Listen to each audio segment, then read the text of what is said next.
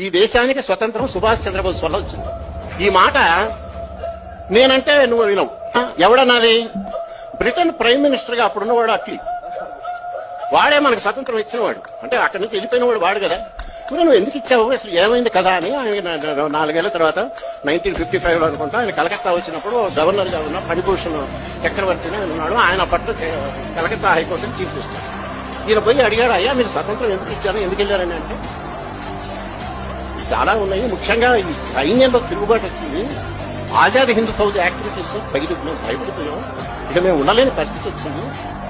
అందుకని వెళ్ళిపోవాల్సింది. ప్రధానంగా Subhash Chandrabose active and INA Indian national army activities వల్ల. ఆయన రెండో క్వశ్చన్ అడిగాడు, మరి Gandhi what is the impact of Gandhi అన్నాడు. ఈయన ఆ బ్రిటిష్ ప్రైమ్ మినిస్టర్ గారు అన్నాడు, ఒక వెటకారంగా నవ్వి మినిమల్ అన్నాడు.